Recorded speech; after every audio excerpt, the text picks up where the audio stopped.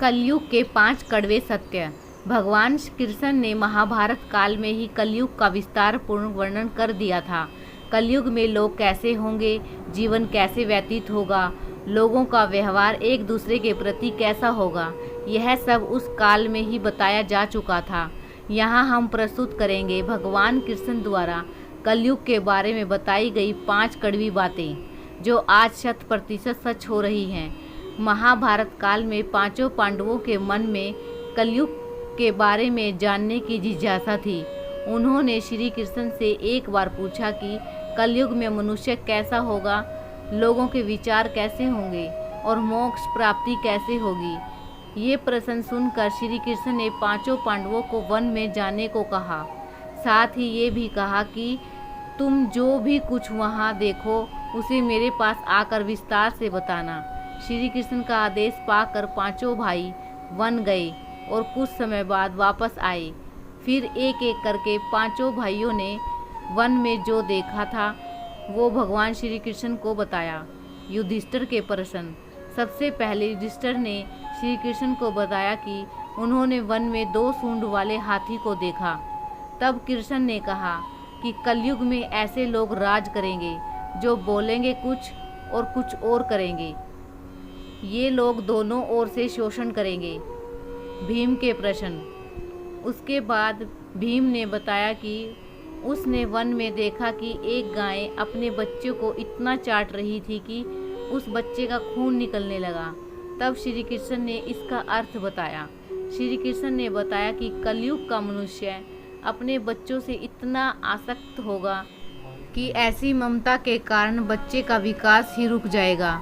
यदि किसी का पुत्र साधु बना तो सब उसके दर्शन करेंगे, परंतु यदि स्वयं का पुत्र साधु बना तो माता पिता दुखी हो जाएंगे, रोएंगे कि मेरा पुत्र किस राह पर जा रहा है। कलयुग में लोग बच्चों को मोह माया और परिवार में ही बांध कर रखेंगे।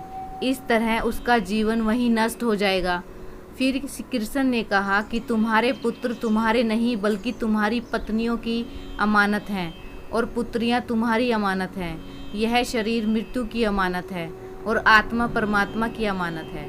अर्जुन के प्रश्न। इसी तरह भीमसेन के बाद अर्जुन ने बताया कि उसने एक पक्षी को देखा जिसके पंख पर वेद की रचाई लिखी हुई थी, परंतु वो एक मनुष्य का मांस कह रहा था। यह देखकर मैं हैरान हो गया। तब श्री कृष्ण ने बताया कि कलयुग में ऐसे लोग होंगे जिन्हें विद्वान कहा जाएगा, किंतु उनकी मंशा यही होगी कि किसकी जल्दी मृत्यु हो, जिससे उसकी संपत्ति को अपना लिया जाए।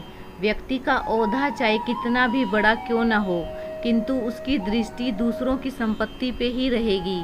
ऐसे लोग बहुत होंगे जो दूसरे के धन को छीनने का आतुर होंगे। वास्तविक संत तो कोई कोई ही होगा। नकुल के प्रश्न। अर्जुन के बाद फिर नकुल ने श्री कृष्ण को वन के बारे में बताया। नकुल ने कहा कि मैंने देखा कि भारी चट्टान पर्वत से गिरी और बड़े से बड़े वृक्ष भी उसे नहीं रोक पाए, परंतु एक छोटे से पौधे से टकराकर वह चट्टान वहीं रुक गई। तब इसका अर्थ बताते हुए श्री कृष्ण ने कहा कि कलयुग में मनुष्य की बुद्धि क्षीण होगी, उसका जीवन पतन होगा और इस पतन को धन या सत्ता के वृक्ष रोकने में सक्षम नहीं होंगे, किंतु हरि नाम रूपी एक छोटे से पौधे से मनुष्य का जीवन पतित होने से रुक जाएगा। हरि कीर्तन से मनुष्य की बुद्धि प्रबल होगी। सहदेव के प्रश्न। अपने चारों भाइयों की तरह सहदेव ने भी भगवान कृष्ण से वन की बात बताई। सहदेव ने बताया कि उसने वन में अनेकों कुएं देखे, जिनमें से केवल बीच का कुआं खाली था, जो कि सबसे गहरा था।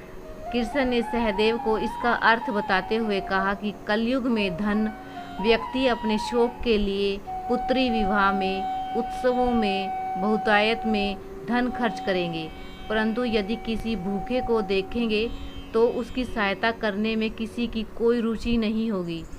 इंद्रियों की संतुष्टि, मदिरा पान, मांस भक्षण और व्यसन में धन की खर्च किया जाएगा।